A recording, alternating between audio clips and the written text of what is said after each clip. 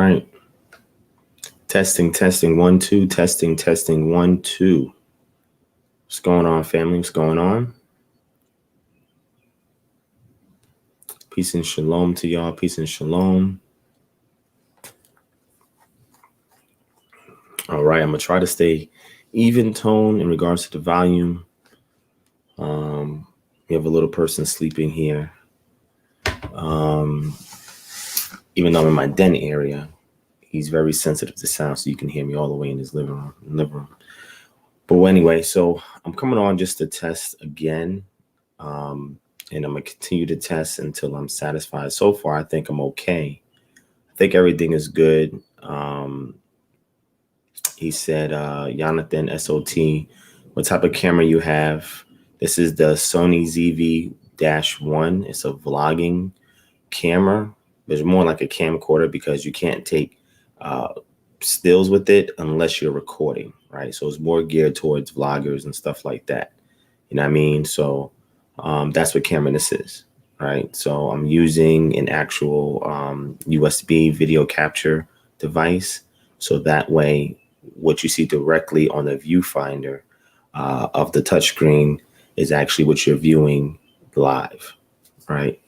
So again, I tweaked all of that so that way we can get the picture crystal clear like this. Now remember, this is a live stream, so some of this is being compressed, meaning that you're not getting the full bandwidth of the video quality. So some of it is being compressed so that way it can go over the internet, right? But if I do a recording, which I will do when I do my Sabbath message this upcoming Saturday, you'll see the full quality of this camera, right, without the compression.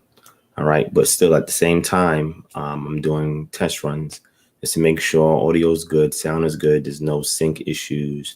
There's no degradation in quality because I may start recording more during the day. That's something I've been wanting to do for some time. But during the day, I take calls for KHM, the ones that get, I guess, assigned to me. And then I'm working, reading, researching, doing stuff around the house and so forth. And then working on top of that, from home, working from home. So with that being said, I don't really have the best opportunity to record during the day. And then my son, he's here as well. So sometimes, you may hear him because he wants to be heard too. You feel me? Babies' lives matter too. All right. But whatnot. So what I did recently, as you can see behind me, I purchased these makeshift bookshelves. So I could put some items in it. So that way I have something for the background, to kind of distract away from the clear white wall. So that's why I put those items up there. Okay, so y'all see that behind me. I have some more tweaking to do as far as my background. I want to put a couple more things back there. But I wanted some eye candy, right? As you're watching the show. Again, we're trying to meet the standards of a professional content creator, whatever that is. You know what I'm saying? Because as we're progressing and we're expanding the ministry and we're reaching a much greater audience of people, there's an expectation of quality, right? And I want to make sure that we don't have any issues when it comes to that, right? We want to be as professional as we possibly can be here. All right. That doesn't mean we turn down because, we turn up all the time. However, this is a family show, so we try to make it appeasing to families that watch it. And at the same time, try to go as raw and as real as we can, That's interesting. I'm looking at this mic, this Elgato Wave 3 mic, and it's doing some on the fly adjustments as I'm speaking. So I don't know. But thank you. I'm glad you guys enjoy the picture quality. I've been working very hard to get it to this point, and I think I'm satisfied now. So I appreciate that. I'm going to say shout out to all my Patreons out there, my patrons from Patreon, the ones who saw when we had our last live stream and requested your gift. We're working on that for y'all this week, so that way you can have your gift as a thank you gift. All right, for your support. So I appreciate that. Everybody that comes to this channel, share the video and so forth. We appreciate y'all as well. Again, this is just a test video. So whoever's here is here. I know it's 6:15 p.m. so Eastern Standard Time. So I know that some of y'all are off work now. If you're looking at this on Mountain Time or West Coast time, then you're probably still at work. All right. Asantawa, yes, it is a gaming chair. It is the Alienware S5000. The Alienware S5000 gaming chair. The chair cost me $400. $400. The monitor that I have now, this new monitor I got, cost me about $1,000. The PC I got cost me about $2,200. Keyboard and mouse was about $200. You know what I mean? And anything else I used to adjust. The mic, the Elgato Wave mic was $150. The ZV-1 was $750 plus tax. That's the camera that you're seeing right now. So there's a couple of those items. Yes, 1080. Doreen Watchman says 1080p. Yes, that's what we're streaming at 1080p. Now, unfortunately, I have asymmetrical bandwidth in regards to my Isp speeds. What that means is that you have download speeds, which is data that comes from the internet to your computer, and you have upload speeds, the data that comes from your computer to the internet. I have 1 gig down. And the reason why they said it that way, because most people are pulling data from the internet, whether that's watching YouTube, Netflix, browsing the web, or whatever the case may be. But then there's the data that goes up, which is like live streaming like this, gaming and stuff like that. Or if you're streaming from a cloud server or something like that. Unfortunately, my upstream is only 40 megabytes per second. My downstream is 1 gig. And the reason why I'm saying that's because I would love to broadcast in 4K, but I know I'm going to have a lot of glitching. I looked back at the live stream that we did this past weekend, and I saw a little bit of glitching as well, even with this 1080p on a stable connection. You know what I'm saying? So again, working on tweaking the router that I have. I'm going to upgrade that in a couple of weeks. So hopefully that'll give us smooth, consistent connection so we don't have those dropouts. And find a way to isolate all the other devices that's on my network that's pulling data, even shooting data up, to isolate it so it doesn't affect these streams. All right. Again, I'm working hard and investing a lot of money to make sure that everything is professional, everything is clear. And that's the direction in which we're going. You know what I'm saying? And a lot of more people are watching this show. So again, quality is everything. All right. So I see there's some of y'all out there. Let me give a couple of shout outs. Again, this is just a test live stream. Y'all can ask questions if you want. I got about 20 minutes or so to talk. You know, I don't have any meetings scheduled, thank the Most High. But I got a couple of minutes to talk. I don't want to talk too loud or get too passionate because it's nap time for the little man, so I don't want to wake him up. But shout out to Jonathan SOT in the building, Sister Santawa, Marcus Jarman, Yakanan Ben Yisrael, Lisa Anderson, Shalom, Stephen Mikhail Key, Shalom King, Yapa Kalaya, Kimberly M, Shalom, Malak Hazak, Shalom, do it for the nation in the building. What's going on? Yaakov, Shaul, Shalom, Raphael, son of Yadre, Yahaya Banya, Shalom, John Tony, Shalom, Lisa Anderson, I think I shout out you. Amin Ra McCarthy, BSRT, Shalom King, Son of the Times TV, Shalom, John and Dorsey, Shalom, Shalom, O'Shea White, Shalom, Update Daily Breaking News, Shalom, thank you for joining. Jack L. Black, Shalom, Scott Garrett Henley, Shalom, Sister Bina in the building, what's going on? LAA, Shalom King, I Apologist in the building, Shalom, Yeshua 513, Shalom, Jetson Silencio, Shalom, Berean Watchman, Shalom, Arcadia Music Group, Shalom, DJ, Shalom, Mattheyahu Ben Israel, Shalom, Yeshua 513, Shalom, Rome K, Shalom, Black Ave, Shalom, J Lockhart 25, Shalom. I think that's it. Hit 1 if the audio is clear, because I'm not really talking very loud. I'm talking towards the camera, but not too loud. Let me know if the mic is picking up the audio well. Hit 1. Also, if anybody needs any assistance in setting up their live streaming session, some of y'all also are on YouTube teaching or whatever, sharing information, not-for-profit business, whatever, email us at kingdomharbinger@gmail.com. If you need some tips and pointers on how to set up your live stream, I'll be more than happy to assist you. I'll let you know some good equipment that's out there that you can use, some tweaking you can do on your router and your ISP provided modem, as well as other little variables that have to be taken into account when you do live streams, right? Because I tweak at this. I'm a perfectionist. And sometimes I realize as a perfectionist, that leads towards procrastination. And the reason why is because you want everything to be just right before you do something. And sometimes that will delay things, you know, and that's something I've been struggling with for a long time. I've been getting better over time, but I'm not fully over that hump. I'm still working towards it. So thank y'all for that. Those ones, I'm looking at the mic, and I think the mic is doing all the adjustments itself, which is awesome. It's awesome. It's really awesome. All right. So shout out to Moriel, Rorschach, Shalom. Let me see. Shout out to John and Dorsey, Shalom King, Michael Holland, Shalom, Karen Gittin, Shalom sis, JS, Shalom. All right, I think that's everybody that's here with us. Small crowd, but it's okay. You know, Village Faction, Shalom, Corey Dunn, Shalom. I'm new to the truth. What do you say about sports on the Sabbath? Okay, so I'll address that for you real quick since you asked that.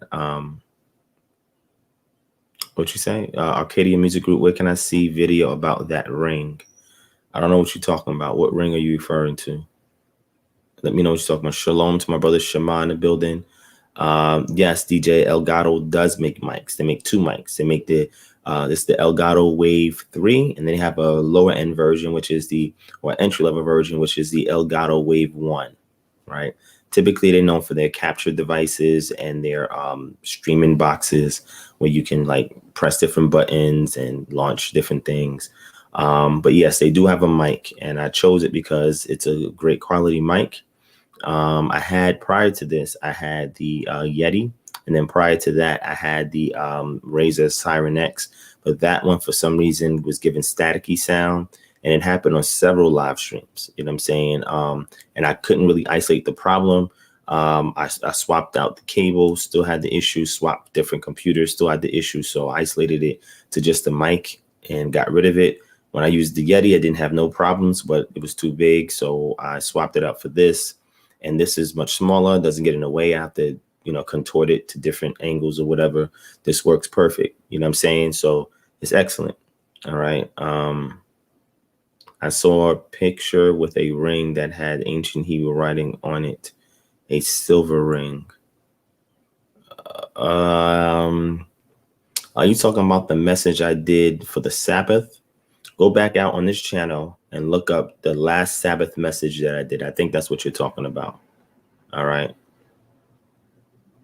Oh, Sis Santua, shoot me an email, sis. Let me know what her size is, and I'll order it and get it out to you, okay? I love that little girl, man. She's adorable. I look forward to seeing you again when we come to New York, man. We're really working on it. Ink Pen 27 says, Shalom, brother. Is the chair really worth $400? It's only worth it if you have it. You know what I'm saying? So I put money aside. Yo, it took me a good 5 months. I would say coming into this year, I said, look, I'm going to save every month.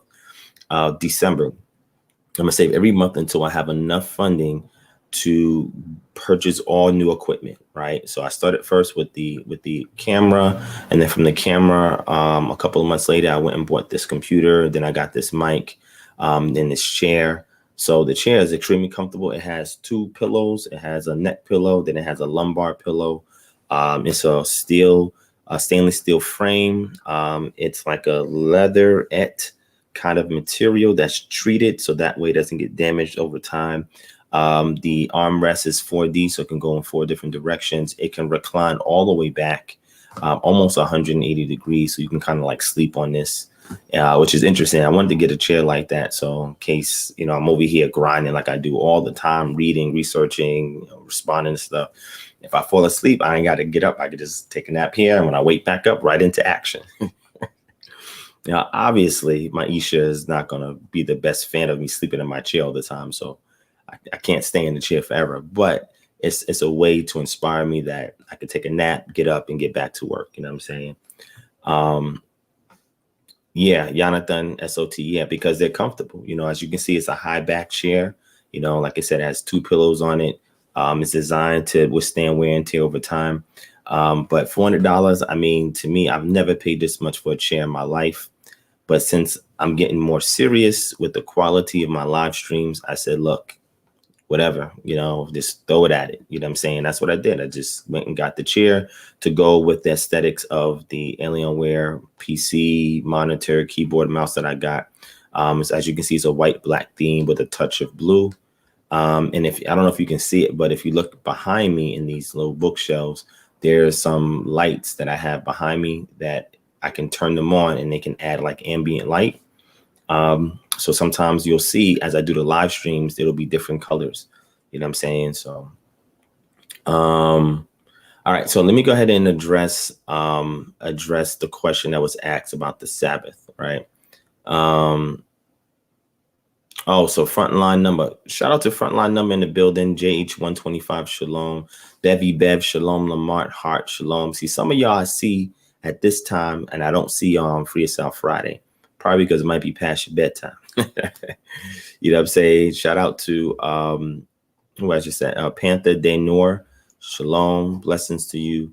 So shout out to my brother Jordan's Cadet in the building. I appreciate all the donations. Y'all, thank y'all for that. Appreciate it. So the Sabbath. So you asked me, what about sports on the Sabbath? So my position on that is the Sabbath starts in Exodus 16, and the Sabbath was in regards to the complaint of the Israelites, because the Israelites complained. Now I'm not going to say this is the origin, quote unquote, of the Sabbath in general, but as it pertains to Israel, where it was codified and it became a statute, and then later a commandment. So it started first as an ordinance statute and then became a commandment, right? And the Most High said explicitly that the Sabbath was going to be used to test to see if they would keep the law or not, because they were complaining. So the Most High said that he will give them manna from heaven and then allow them to get quails. Now, when we do our KHM Holistic Research Paradigm for Bible Study, I know some of y'all gonna be like, oh, Divine, that's tomorrow, right? No, it's not tomorrow. I'm sorry. Still working on it. I got to put the fly out first before. I mean, the first session is just an introduction. So that's going to be on YouTube. Anybody can watch it. And you get enough of it to kind of get started. But it's just pretty much to tease you to join the class. But then when you get in the class, these are things that we kind of touch on, right? So the question is, what is the migration route that the Israelites took from out of Egypt going into what we call the Promised Land, right? Or Palestine, or whatever the case may be. Now, they were told not to go the way of the Philistines, which is what's called the way of Heru. So there was a route that the Egyptians would take when they would go into Palestine or Canaan, and that was what was called the way of Heru, right? That's what they called it, and it went along what's called the coastal plains, right? Because when you go along the coastal plains, it's much easier for you to stop along the shores, right? That's in conjunction with the Mediterranean Sea in order to refresh your army, right? So that's important, right? And it's like there was a pharaonic naval base at Avaris, or biblical Goshen, where the Egyptian pharaohs would go and they would rest there and they would load up in supplies. That's why there were storage cities there. So every time that the pharaoh want to go into Canaan and come onto the land via the coastal plains, they would be able to do so, but they would stop first at Avaris or biblical Goshen, create the storage cities. They would load up on grains and other waters and other necessities. And then from there, they would shoot off into the Mediterranean along the Nile Delta. And then they would go into the Mediterranean onto the coastal plains and do what they do. But if they stayed on land, they would go what's called the way of Heru. You can look it up. It's called the way of Heru, right? So if you look to see the migration around which they went, what we will study in our classes, look to see, okay, quails is one of the animals that's found there, right? So what is the migration route of quails? Right? Where will we see an abundance of quails that the Most High would have them to go to different cities? See, the key thing is when you're looking at the scriptures and you see names of cities, that's extremely important. Never gloss over it. Never jump. The cities are extremely important. They have a name for a reason, and they're in a particular geographical location for a reason. And we get into that with various sources so we can read up on these things and find out why. So being that this was a test, this is important. Being that this was a test, the important thing in regards to this test is that they were supposed to collect the manna during the day and the quail in the evening, right? So during the day and collecting the manna, they would have to collect it when the sun rose and when the sun waxed the hottest, because when it was started to taper off into twilight, then it would kind of get, moldy, or it would spoil, and they couldn't gather it. Okay. So that was a test to see if they would obey the law of the Most High, right? Obey his instructions, right? And that had to do with gathering food. When we go 4 chapters later into Exodus 20, now it became a commandment to rest from your malakah. Now, what is malakah? What does malakah consist of? Okay. Now, it's generally assumed that that is in reference to what we will call your labors, right? Your 9 to 5, right?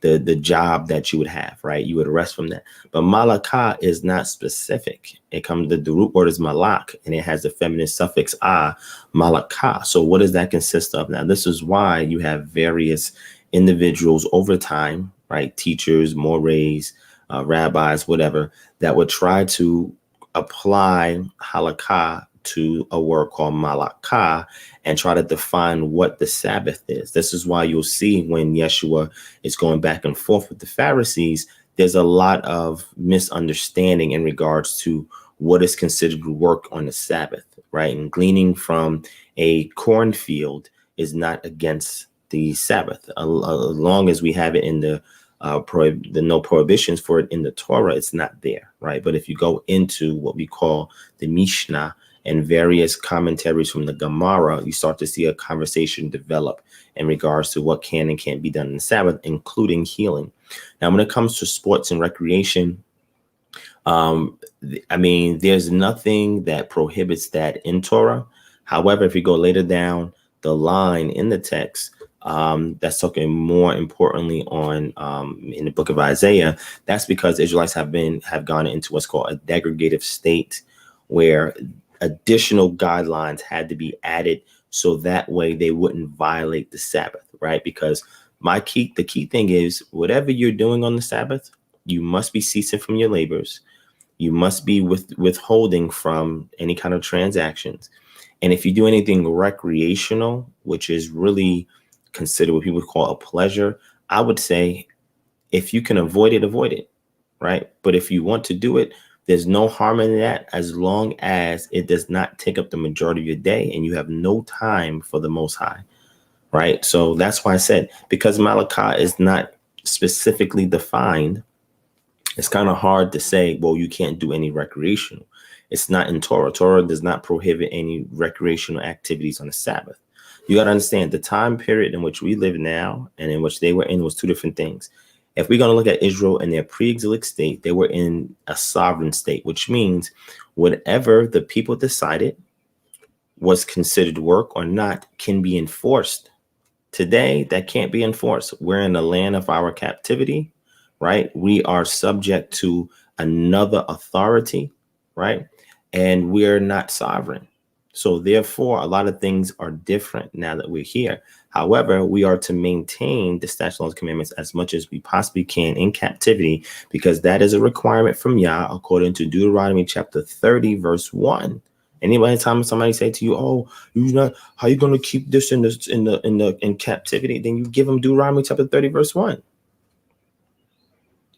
So in regards to doing your work and your laborious labor, that you should withhold from, unless you have no other choice but to work, not because you're choosing it, but because there's no other option at the time.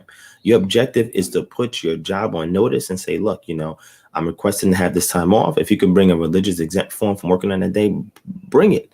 You know what I'm saying? If you cannot, then you pray for the Most High to open up another opportunity where you can work without having to violate the Sabbath, right? Because there'll be brothers and sisters tell you, "Oh, stop working. That job make you work. Don't do it." And then that person doesn't do it. They lose their job and they come back to you and you have nothing to offer them. Are you going to employ that brother and sister if they lose their job? That's the key thing, right? Correct, Jonathan, SOT. Correct.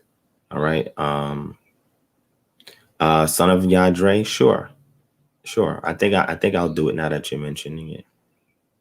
But nonetheless, if you can withhold from doing work like that, being active, then if you can do it, do it. Why would you want to do that recreational activity unless you're saying, "Oh, this is the only time I have to do it"? Look, at the end of the day, you got to answer to Yah.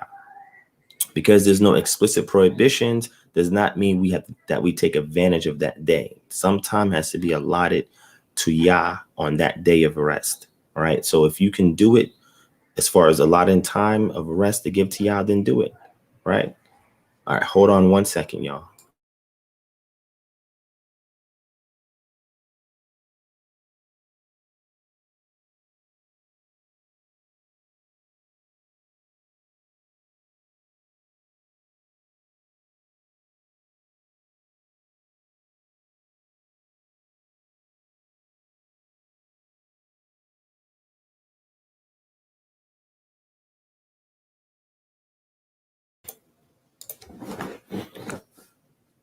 Okay. My apologies. All right. So again, my position is because the Torah does not prohibit sports, I cannot outrightly tell you don't do sports. But what I will say to you is a day of rest. And if you are playing sports, you're being overly active. Not a lot of rest being done, right? But if you choose to do it, that's between you and Yah. I'm not going to tell you yay or nay. At the end of the day, what I will say is that you have to create some form of halakha, so that way you can better interpret the word malakah and find a way in order for you to say, okay, look, I'm going to outline this based on these guidelines. If I do activities I can't do in any other day, I'm going to do it maybe about an hour. From there, I give the Most High the rest of that time. That hour is after I've given my time to Yah.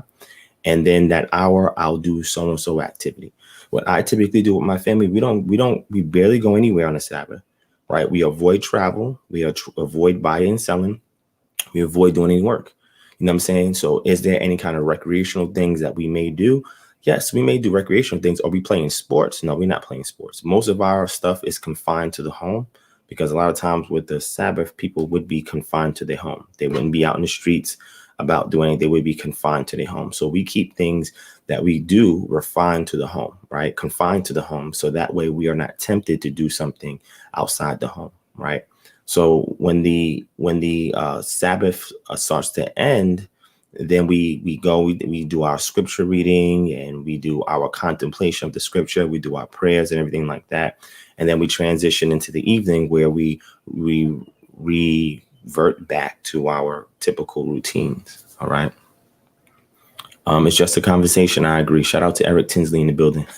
Chris Bronson, all praise to the Most High. I don't know about that, but I appreciate that every time you say it. All right. No, Sister Santawa, that's fine. That's fine. Again, like I said, the objective is you must put Yah first. Okay. How much time of your Sabbath are you giving to Yah, as opposed to other recreational things that you do, right? Yah gets the bulk of that time, because he has set it apart for you to rest and for you to reflect on him as creator, right? And I make sure that I do my best to do that. Again, I personally avoid working. I avoid traveling, and I avoid doing any transactions. However, if there's an opportunity for me to do good on the Sabbath, like giving to those in need or helping somebody out, I will do good on the Sabbath. Yes. That's not considered work. That's considered your service. You understand? So do good on the Sabbath. Do good on the Sabbath.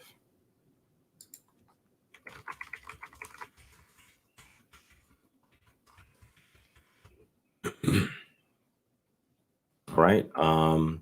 So somebody else had asked me about the post that I made about the heights of Dawid, which I thought was very interesting. Shout out to Alexander McCaskill in the building. Sister Jill C, I was always curious about if you happen to be on vacation and falls on the Sabbath in terms of eating activities. Well, if you are out of town on the Sabbath, right, you should keep it the way you would if you were home.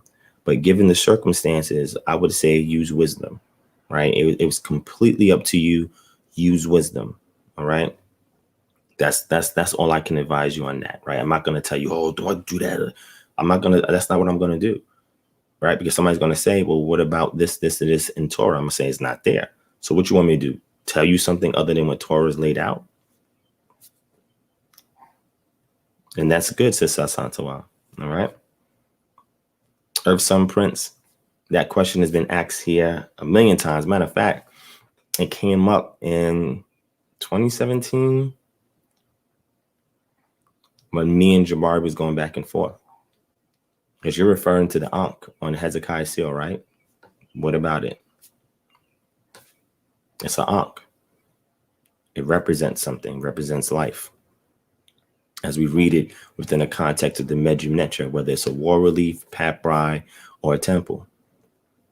So we know exactly what the Ankh is. It represented life, and it represents an affiliation or a partnership between two entities, which would be Hezekiah and the kingdom that he overlooked, and Misraim, or Kemet, or Egypt.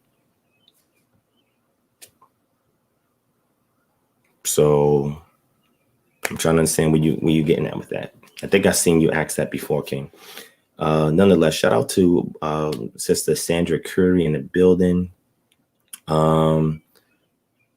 Facts, Village Faction. I totally agree.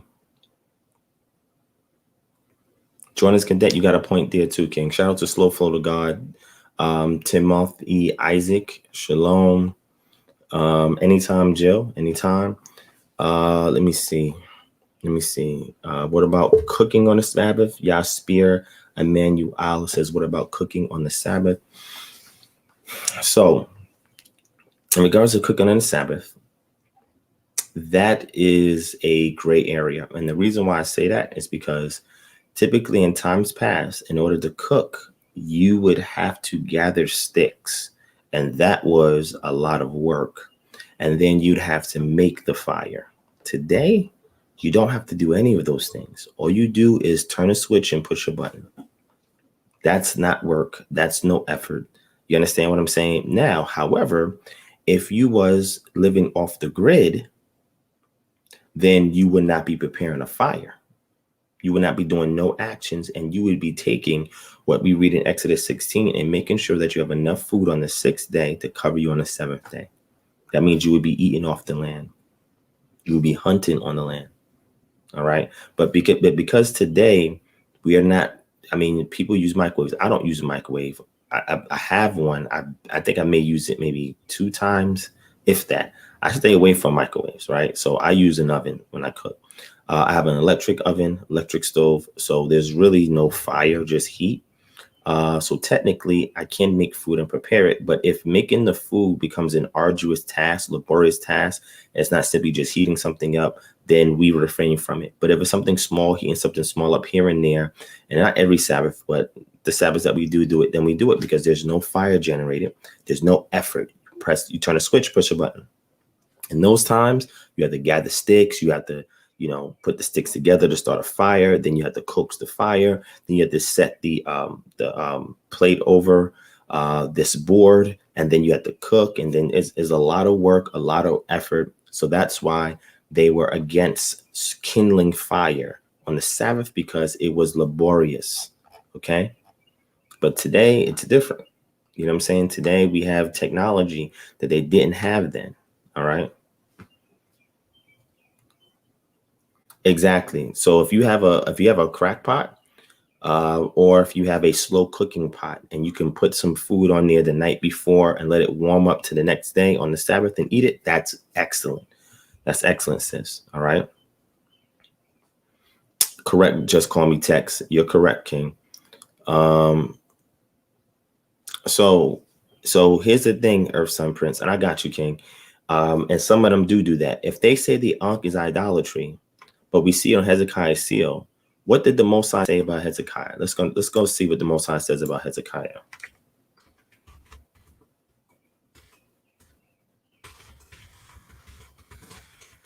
Pull it up real quick. All right. Let's go to 2 Kings chapter 18.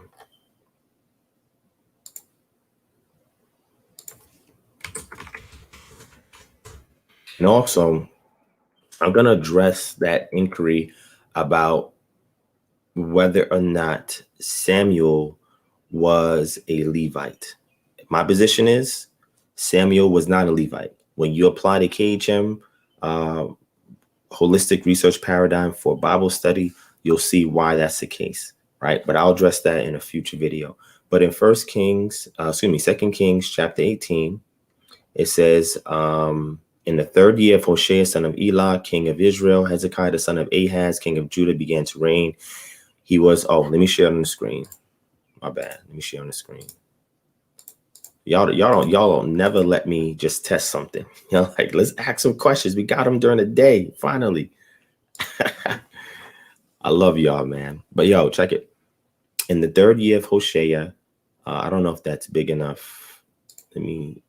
For y'all, I don't know. It's at 300% on my screen. Hey, that's better. All right. In the 3rd year of Hoshea, son of Elah, king of Israel, Hezekiah, the son of Ahaz, king of Judah, began to reign. He was 25 years old when he began to reign, and he reigned 29 years in Jerusalem. His mother's name was Abid, the daughter of Zechariah, and he did what was right in the eyes of Yod-Heh-Wav, according to all that Dawid, his father, had done. We see the same thing about Josiah. He moved to high places, broke down the pillars, cut the Asher off. And Nehushtan. I spoke about Nehushtan before. He trusted in the Most High, the power of Israel, so there was none like him among all the kings of Judah after him, nor among those who were before him. For he held fast to Yod-Heh-Wav. He did not depart from follow him, but he kept the commandments that the Most High commanded Moshe. Do you understand? So if we see this being said about him, then him having a seal with an Ankh is not in violation of this. He's not worshiping an Ankh. It is a political symbol. That's what it was. The Israelites at times had affiliations with Egypt, Mizraim or Kemet. Sometimes they had affiliations with the Assyrians, right? It just depends on the situation. But look what the text is saying about him. So he's not an idolater. I could see if it was one of the kings like Ahaz or somebody like that or Ahab, that was going off into idolatry, then that's different. But that's not the case with this individual here. All right. So hopefully that makes sense. The Ankh, people being spooky about the Ankh, it's a symbol. It represents something. Just like in Israelite iconography, the lion represents something. The lamb represents something. The goat represents something. These things are symbols that represent something. If you're not worshiping it, even an Ankh is not an image of anything that's in the heavens on the earth or underneath the earth. So it doesn't even violate Shemot chapter 20, Exodus 20. Do you understand? So some people just be extra for no reason. You feel what I'm saying? It's just extra for no reason. This is an Ankh. It's not going to do nothing to you. You're not worshiping it, right? It's an Ankh. It's a symbol. It means something historically. That's all. Okay. All right. Yes, just call me Tech says, that people love to learn. All praise to the Most High, man. I'm glad you're here to learn. Rylon says, even the tests are the work. Yeah, I know that, man. So hopefully that answers that question. Slow Flow said an air fryer. Matthew Yahoo. How do you address when in Christian churches say the enemy, because it isn't talking about human enemies against Israel? I'm not sure what you mean by that, Black Av. When they say enemy, well, a lot of times the Christian church, he says you worship by representing, though. I don't know what you mean by that, Ankh. If you think that Hezekiah having an Ankh on his seal is something wrong, please tell us why the text is saying that he did everything right, because something is not adding up here. Hezekiah never went into idolatry. He never went off. He never went after the customs of the people. We don't have none of that in the text. He was one of the just righteous kings. So if he obviously had a seal with an Ankh, there was obviously nothing wrong with that, because the narrative does not say anything negative about him. That there's no need for us to be extra and impose something onto it when it's not there.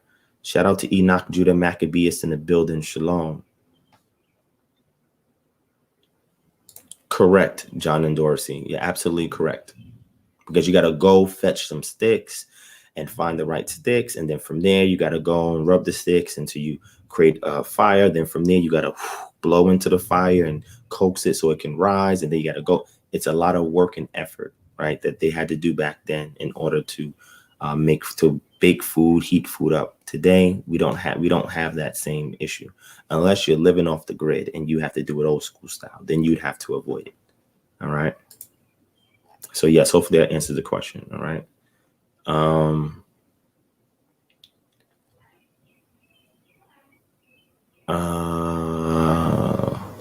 Yachanan Ben Yisrael said, what are your thoughts on the Tethylene? So Tethylene, in regards to, binding the law to your hand and to your head, this is a halakhic practice that is not specified in Torah, right? So some people translate it as being figurative or symbolic or something along those lines. Some people do it as literal, but the text never gives any instructions on what does it mean to bind it to your hand and bind it to your head, right? So this is something that developed in what's called Second Temple Judaism and is mentioned heavily in the Babylonian Talmud, all right? Zevakim 37b, Sanhedrin 4b, Menachot 34b, and Kiddushin 36a. And the Babylonian Talmud gives more information on the Tethylene. But again, it's a Second Temple Judaistic practice. Second Temple is from the time the Israelites in Babylon returned from Babylon back into the land. From that period all the way into 70 AD when the temple was destroyed. And then that ushered in what's called Rabbinic Judaism.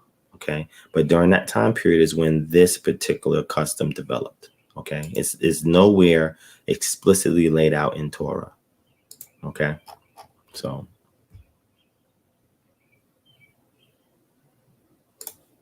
Yes, my brother. Exactly. All right.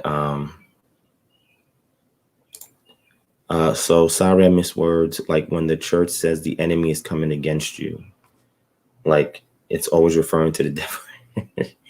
People think the devil in the Christian church is doing everything. You can forget where to put your keys and say that devil got my keys. No, you just misplaced your keys.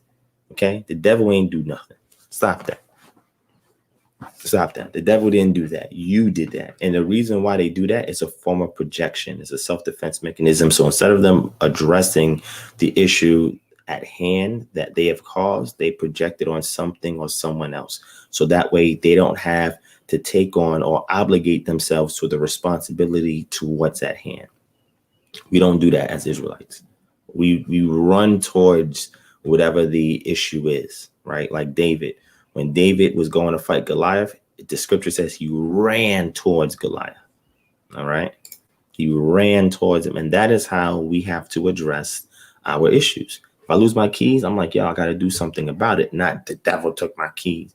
Because when you say the devil took your keys, that means you're not doing anything to correct your own actions that caused the keys to be lost in the first place. That has nothing to do with the devil. They got to give you scripture for that. Say, show me where the devil takes somebody's key.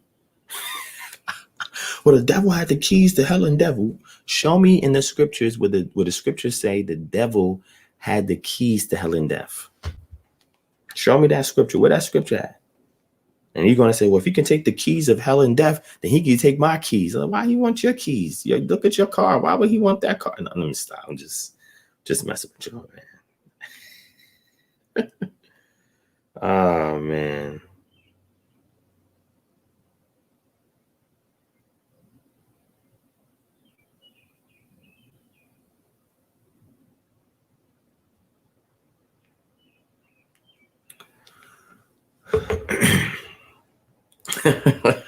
Chill's crazy.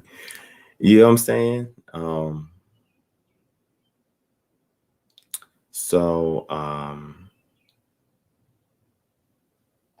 Yeah, facts, Moriel.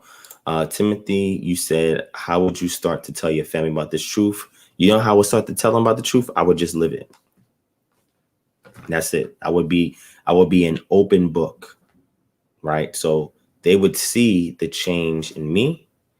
And from that, the consistency of that change, to see that my character has not degraded, but it has been enhanced, and that more doors are opening up for me because I'm keeping the statute, laws, and commandments, right? That is the best way to me to witness to your family, right? Because you can have a conversation if they start it, because once you live it, after some time, somebody's going to ask you, why are you doing this? Why are you doing that? Let them start the conversation, because if anything goes awry, they inquire, not you. Right. Because if you do it, they're going to think, oh, you're trying to bring this nonsense here and try to, convert me to this. So you live it. And out of living it, they're going to be puzzled. They're going to inquire. And as they inquire, with the most patience that you can exercise, convey just the truths to them. You ain't got to give your opinion, give them the scripture, and just leave it at that. Plant the seeds. And once you plant a seed, you just say, I love you, and walk away. Never change your disposition towards them, because it's only through your love. The scripture says, through loving kindness have I drawn thee. Only your consistency in love, which is I'm going to stand for truth.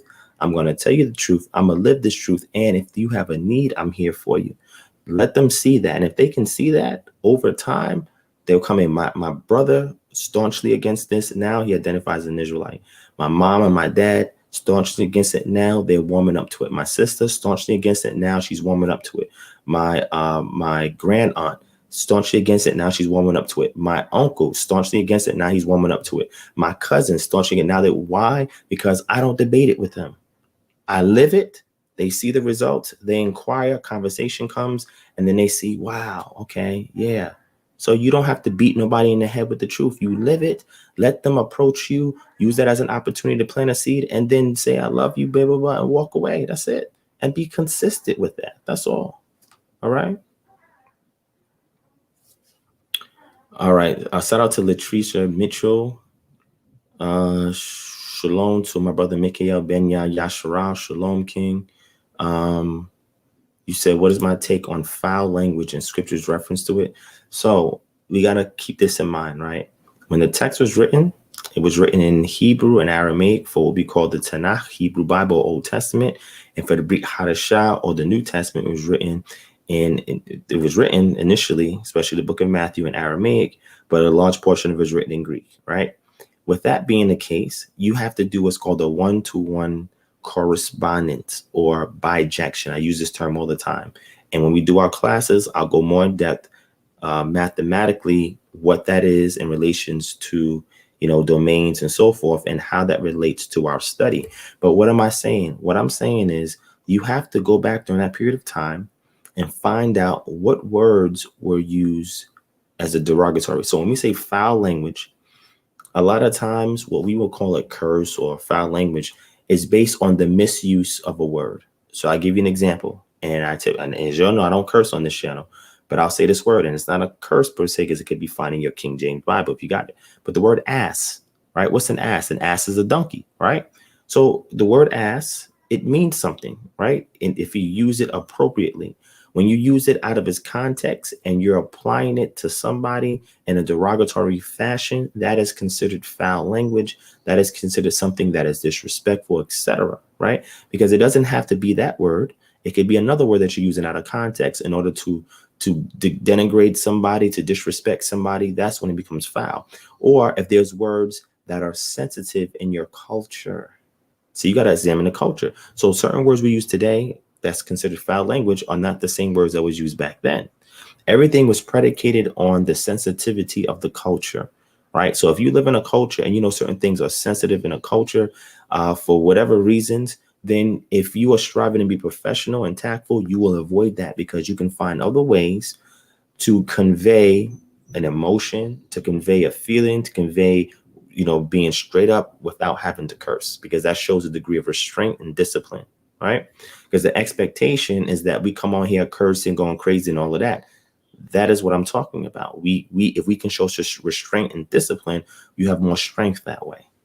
Right? So again, everything has to do with cultural sensitivity. The cultural sensitivities during the Iron Age period differed from the first century CE cultural sensitivities, which differed than our cultural sensitivities today. So when you go back and examine that period of time, you'll see what words were culturally sensitive and what words were taboo if you used it out of context. And there were certain things that were done. Like I give you an example, right? An example of a word that's denigrative is the word dog. So the word Caleb comes from the word dog, right? In the Hebrew. So if you called somebody a dog, like today, women are called the B word, right? That's a dog in heat. During that period of time, a dog was a lowly thing, not in all cases. Wild dogs were a lowly thing. So to call somebody a dog, or for let's say you had a king and you had a servant of the king, he would say, what am I but a lowly dog before my master? Do you understand what I'm saying? Meaning that you're here to serve me, you're here to do what I say. So that term dog, when it's misused, it can be derogatory. right? It could be humbling, right?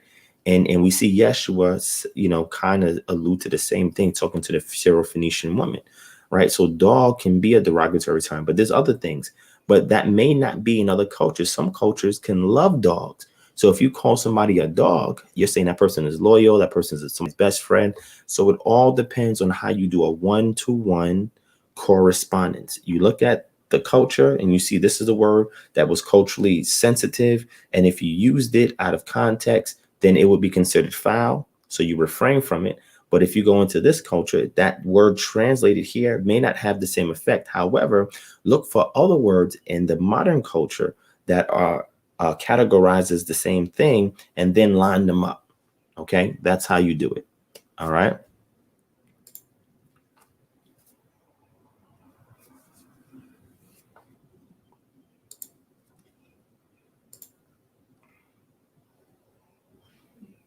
All right, let me see.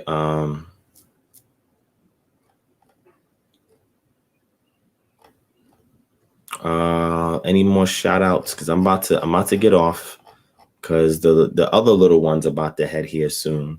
But again, this is just a test. I'm here to test the audio and video quality. And sometimes when I go in like this, the shepherd, no, Joseph's wife was not an Israelite. Definitely not. Even the name, even her name, Asenath, is not even Semitic, right? It's Egyptian. Hey, Divine, do you celebrate Mother's Day? No, I don't. I do not celebrate Mother's Day, but I do celebrate my mother all the time. I don't celebrate that particular day because it has an origin or provenance that is not connected to us culturally. So no, I don't celebrate Mother's Day. I used to as a Christian, but I don't anymore. Right. And my mother knows and she understands that. So everything works out. Jordan says, stop holding back. I have to hold back because my son is sleeping. If he wakes up, okay, this will not be a quiet live stream. All right. How old were you when you started your family? You're still pretty young and have a pretty big family already. Excellent question. So my family, I guess my stepson that I have, I met him and his mother, Maisha, in 2016. We had our first child in 2017, a second child in 2018, and he's the last one in 2021, right? So that's 4 children. So I'm 37 now. So that was 2016 was 5 years ago. So I was 32. And I had no children up until that age, no children up until the age of 32. So, the good thing is, I used to make fun of white people. And this is just a joke, right? Because I know when I was growing up, I had a lot of white peers and family members and their parents would be like really old, right? They'll be like 16 and their parents would be like 50. I'm like, wow, you know what I'm saying? But then I thought about it and I said, you know what? That's not always a bad thing, right? To have children when you're in a mature state. I don't know, in my 20s, I'd be no good to have any children, right? Because my fatherly instincts would not be there like it is now. Right. I'm in the truth now and I know some stuff and I've learned some lessons. So I think I'm in a good position to teach my children and be a good father. I will never be an immature father, premature father, or advise anybody else to do so. If you're not going to take care of your responsibilities when you lay down, then don't lay down at all. All right. So with that, I'm gonna get off, family, because they're about to head upstairs. But thank you for helping me test the audio and video. I appreciate the questions. Hopefully the answer was sufficient enough. When we do our official live stream, you can ask any question in the world, or you can jump on this panel and have a discussion. You know how we do. I love your family. I appreciate y'all. I'll keep the video up for a little bit. If some of y'all want to pick up some of the jewels in here or have any questions for the future, if you want to reach out to us, email us at kingdomharbinger@gmail.com or give us a call at 678-430-3832. Monday to Friday, 9 a.m. to 6 p.m. Eastern Standard Time. We're here to help you out. If you want to support the channel, our Cash App is $DivineProspect, or you can go to our PayPal, www.paypal.me/purpose2serve. All right. So thank everybody that gave, everybody that shared, everybody hit the thumbs up. And to my patrons, We have a special thank you gift going out to y'all for helping us support the ministry and keep the ministry going. And our next live stream, we'll have another Amazon gift card giveaway. The gifts are coming, though. The gifts are coming because we're going to start giving out gifts instead of just gift cards. But stay tuned and make sure you tune in. If you're brand new, hit the subscribe button, hit the bell, and hit all so you can catch us when we go live again. And if you have any other questions and you need any kind of help or assistance from us as a ministry, email us at kingdomharbinger@gmail.com, and we will do our best to assist you. All right. Love your family. Thank you for watching. Peace and shalom.